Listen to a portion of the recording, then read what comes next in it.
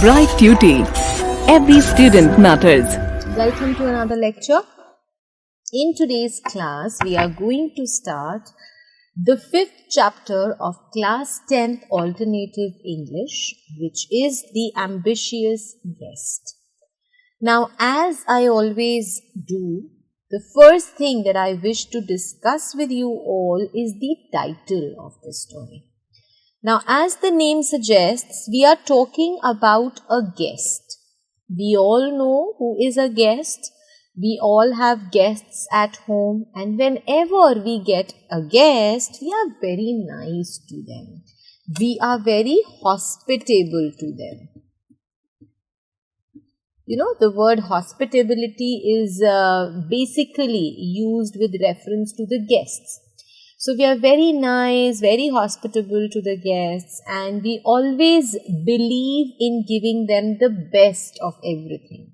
You know, your attention, your food, everything is to be given to them as per your best possibilities. Here, the guest that we have, there is an adjective that is used to describe that guest. And what is that adjective? That adjective is ambitious. Who is an ambitious person? Somebody who believes in achieving everything in life. You know, somebody who has some set goals and aims in life, and they want to fulfill those aims and goals. Now, this ambitious guest had come to the doorstep of a family who lived at a very vulnerable position. Now, you know, this story that we are going to read is basically about a family that lived, beneath a mountain, and their house was set at such a place where they were always in a wake of danger. You know, there were regular stones and rocks that kept on falling off that mountain, and there were multiple things that would take place almost every day. So basically their house was located at a very dangerous spot. But this family has been described as a very peaceful, a very calm, family. So they were always very happy, and they were always very glad and satisfied. Unless when one day they had this guest at their home. Now this guest was very ambitious in nature. He told them that once he dies, he wants that after he dies he should be remembered by the people. Some monument should be built in his name, some statue should be built for him. So this is how he wanted everybody to remember him. When he starts speaking, the other family members also join in, and they also start sharing with him what all desires do they have once they die. And then one by one they started sharing their wishes as well. The father, mother, grandmother, son, daughter, so they all shared their feelings. The unfortunate thing that happened at the end of the story was that this house, they had a very bad landslide. We all have heard this word landslide. This is a very common term that we hear when we talk about mountains and hills. So there was a landslide, and they feared that this landslide is going to take away their home as well. So they ran out of their homes and took shelter in a place which according to them was safe. So just see the irony. They left the home because they thought that the home was not safe, and they went to a place which was safer for them. This is what they thought. But the end result of it was that because of the landslide, these people and that safe place of theirs, you know, that obviously these people were buried in the landslide, but that house that stood strong, not even a rock could touch that house. Forget about the big stones that fell off the mountain. Not even a small rock could touch that house. So this is a tale. It is an original incident that is being described to us by the author. And we are going to read in order to understand how a man in life is always full of multiple wishes and desires. And, we want to be remembered by everyone after we die. But we have to understand that people will remember us if we do something good for them. Not if there is some monument or some statue which is built under our name. So this story is going to teach us the same thing. So let us start reading now. Okay. So as I told you, Nathaniel Hawthorne is an American writer. He was born in Salem, Massachusetts. He is well known as a writer of short stories through his novel, The Scarlet Letter. So this is perhaps the most famous novel written by him. Hawthorne's works are a study in symbolism. So he talks in symbols, with the help of one thing, he wishes to describe a deeper meaning of the same. He uses imagery, metaphors, similes, and many other literary devices to express his complex ideas on morality and the human psyche. So he uses very good literary devices in order to emphasize on the moral and the psychological aspect of a human personality, of a human being. His stories revolve around the New England region in the USA. Now this story that we are going to read, that is The Ambitious Guest, is based on a real life incident that occurred on Mount Vile in the White Mountains. Now these mountains, Mount Vile, they are located in in Hampshire, New Hampshire. We all have heard of this place. So this mountain is located at New Hampshire. So this is an original incident that we are going to read about. The story of the Vile tragedy. So as I told you that there is a tragedy which took place at the end, wherein the entire family was buried because of the landslide. So the untamed force of nature, untamed, that cannot be controlled. So the force of nature that cannot be controlled, the wild, the dangerous landscape of the mountains, the beautiful yet dangerous landscape of the mountain, which was an allure which was such a charm to look at, and an inspiration to many writers and artists. So let us start reading the story now.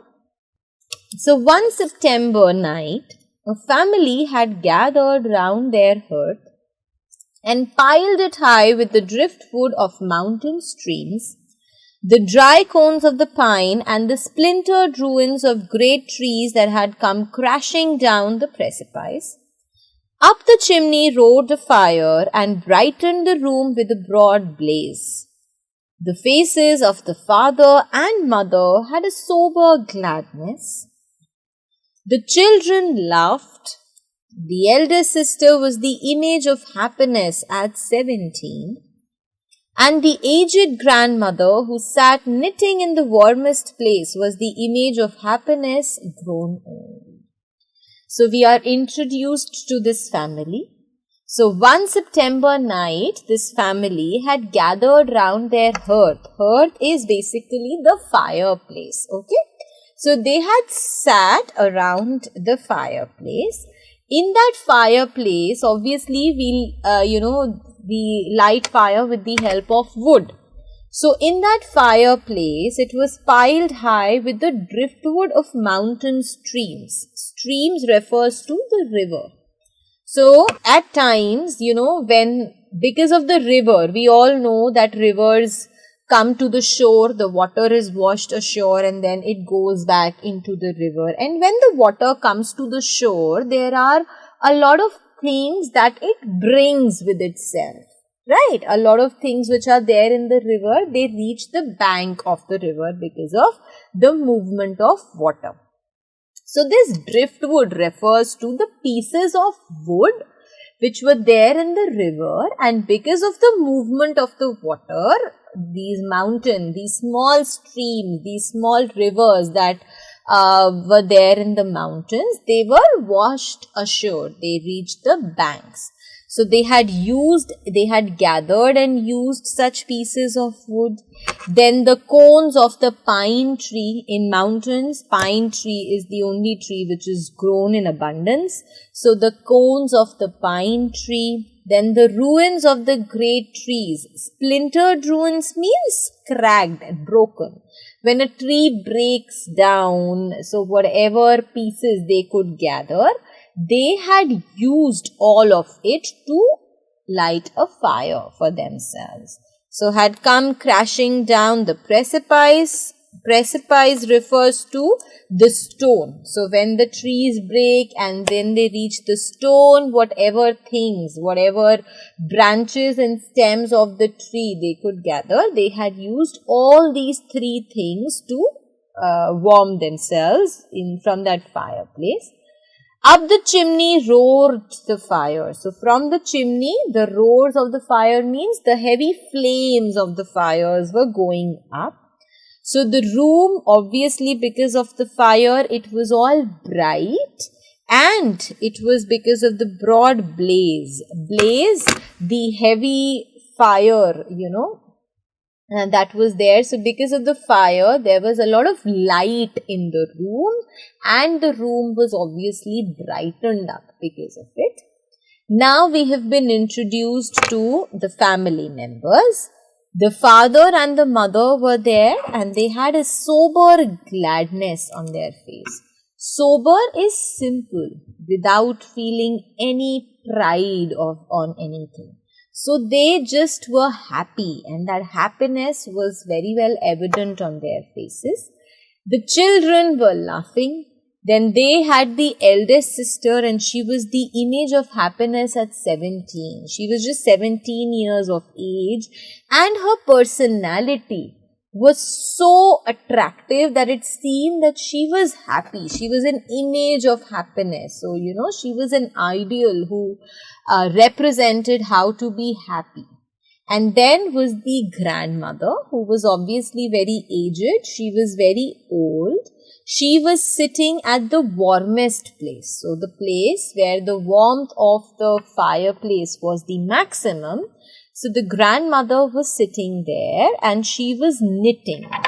We all know knitting. Okay, using the wool we knit and we make sweaters and socks and all those things. So she was knitting, and she was the image of happiness grown old. So just like the eldest daughter represented happiness and satisfaction at the age of 17, the grandmother, despite being so old, was equally happy and satisfied with her life, and that reflected on her face.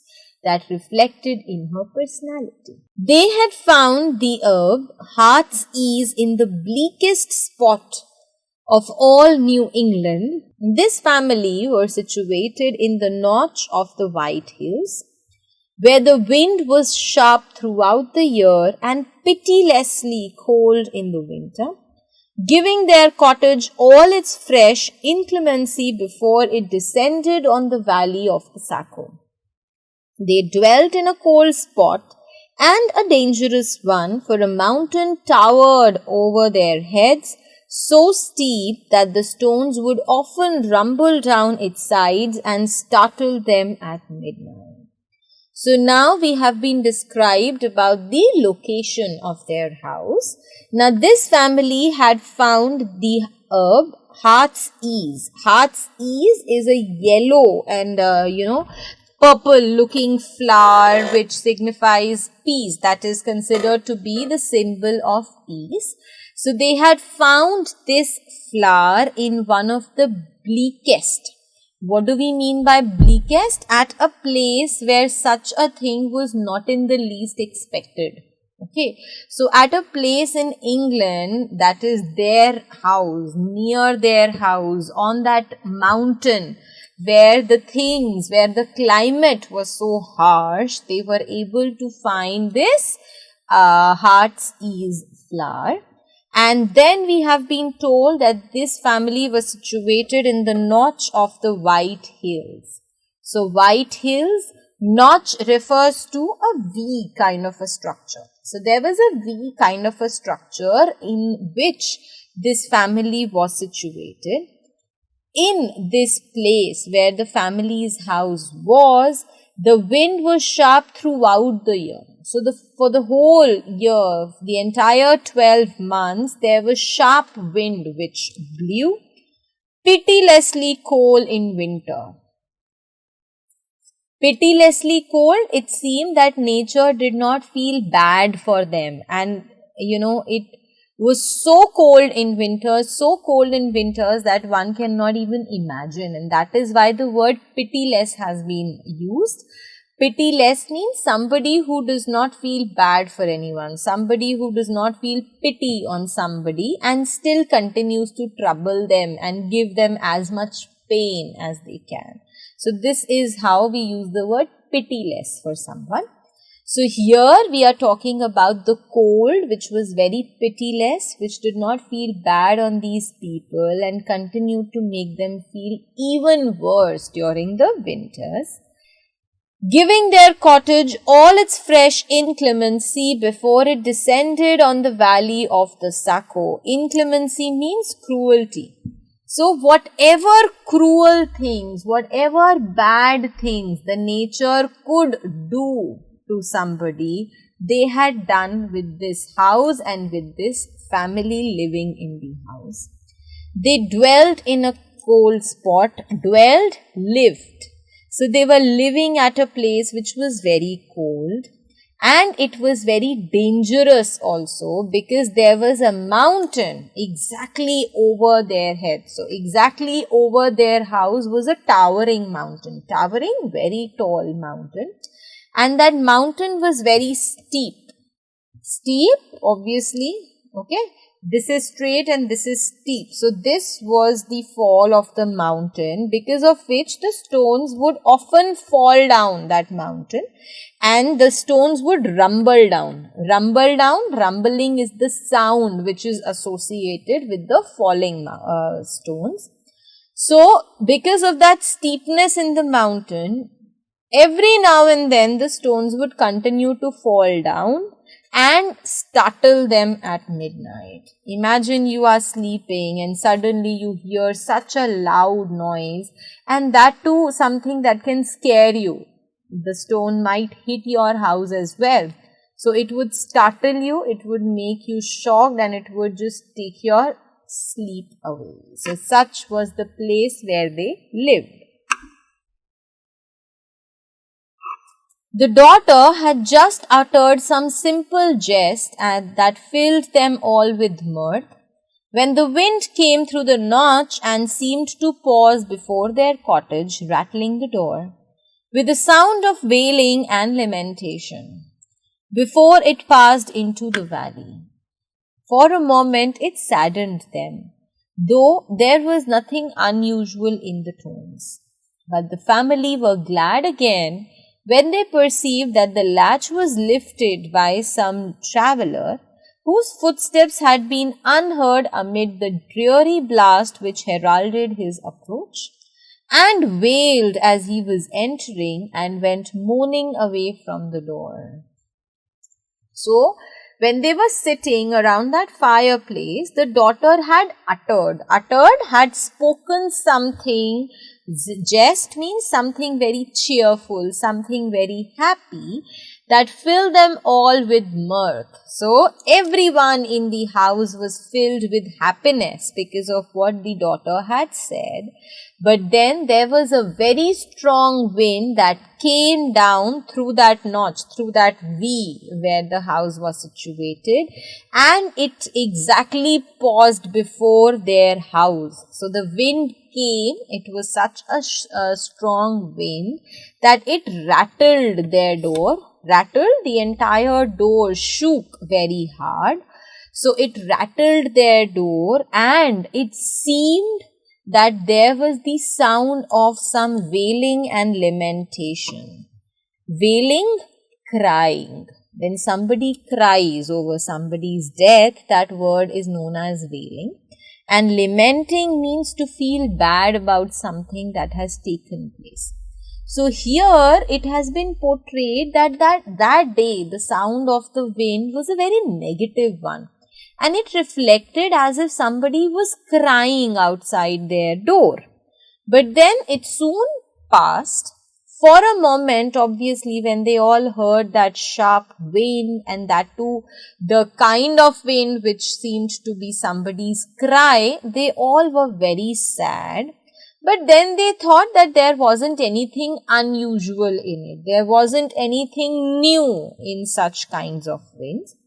But the family once again got glad, they were happy when they perceived, when they noticed that somebody was entering their house. So you see, just imagine, we all have seen cottages once or the others, either in real life or on television. So there is always the door of the house, and then there is an empty space that can be a veranda, a courtyard, and then there is a gate again of the entire cottage. So they heard that somebody had lifted the latch of the gate. So somebody had opened that main gate, and they could not hear the footsteps of that person because of the sound of the wind. So those footsteps had been unheard amid means in the middle of that dreary, that sad sound of the wind that had come, which heralded his approach. Heralded, announced. So the wind had actually kind of controlled and hidden, hid the sound of the guest who was entering their house, and wailed as he was entering. So again, as I told you at the beginning, this author talks in symbols. So it says, wailed as he was entering. The wind was crying when the guest was entering. That means there was some connection with the death and that of the guest, and went moaning away from the door. And once the guest had entered, the wind went away from their crying. So this is what the author wishes to give us as a symbol, as an indication. Though they dwelt in such a solitude, these people held daily converse with the world. The romantic pass of the Notch is a great artery through which the lifeblood of internal commerce is continuously throbbing between Maine on one side and the Green Mountains on the shores of St. Lawrence on the other. The stage coach always drew up before the door of the cottage. The wayfarer, with no companion but his staff, paused here to exchange a word, that the sense of loneliness might not utterly overcome him ere he could pass through the cleft of the mountain or reach the first house in the valley. So, this place, although was in solitude, so they lived, this word dwelt has been used earlier also. So, although they lived in a place which was full of solitude, which was very calm, alone, without any neighbors, without any noise, but they had a daily converse with the world. They had a good association with the world. And how was this possible? This place where their house was situated was basically a great artery through which the lifeblood of the internal commerce is continuously throbbing.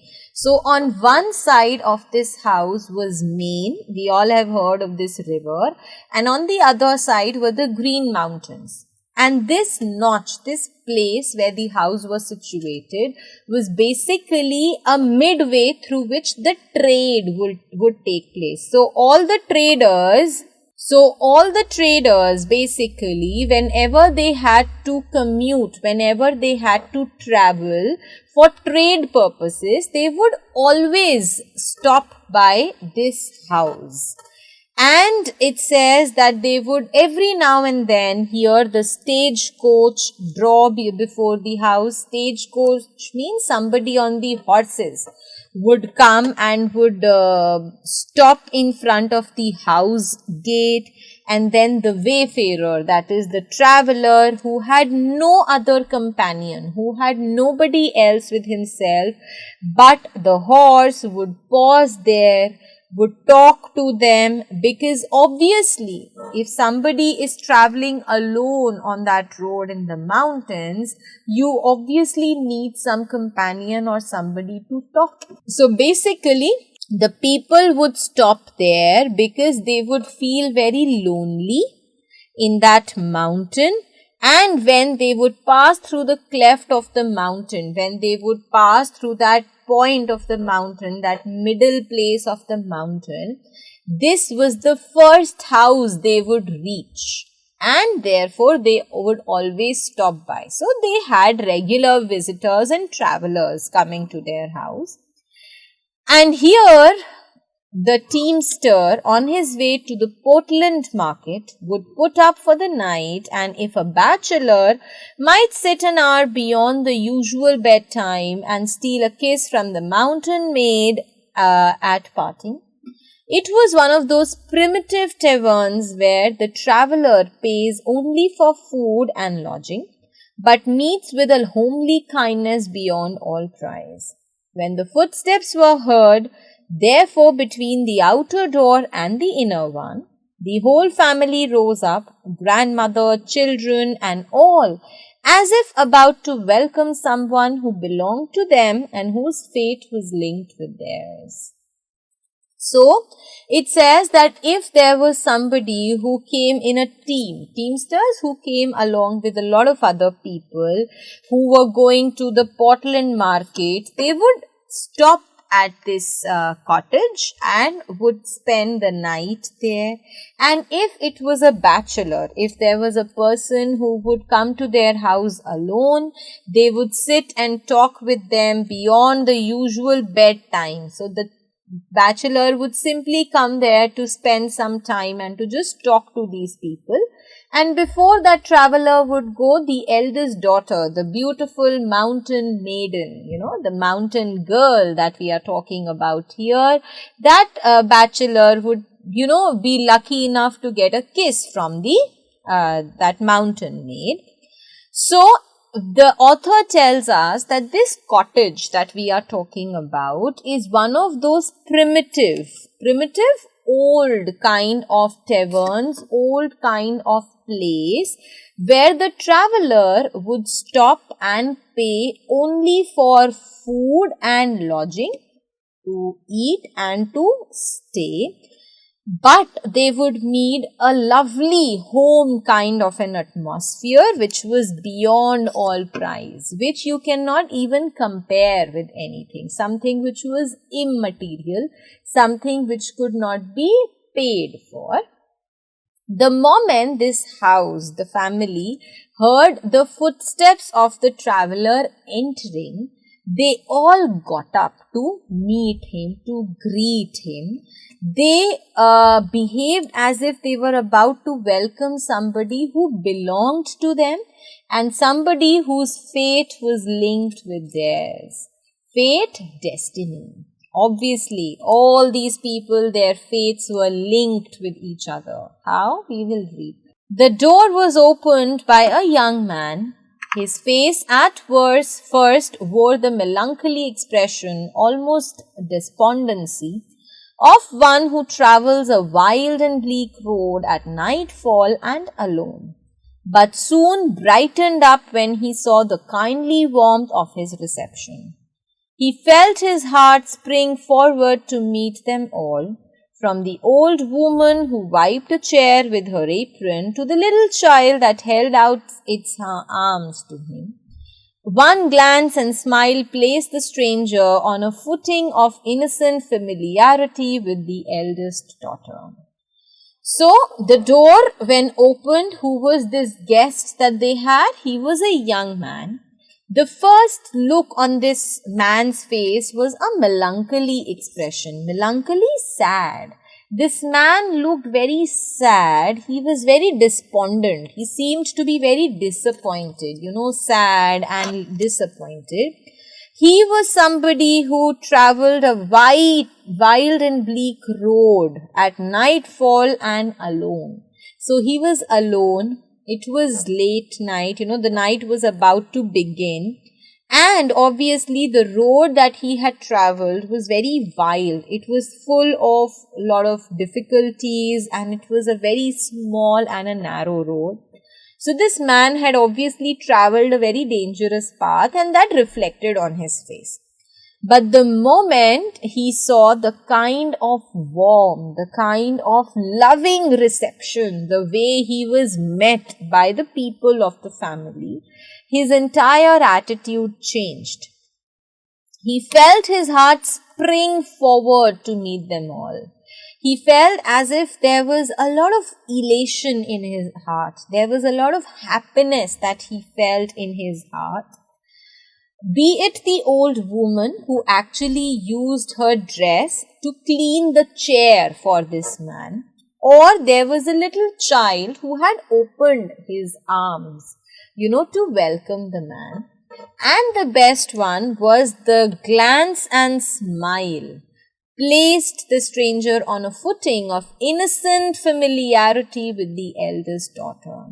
That is, the moment that man saw the eldest daughter, there was a smile. The way the daughter looked at him and the way she smiled at him, he felt as if there was some similarity, as if he had known this girl for a very long time, as if there was some sort of a connection between them.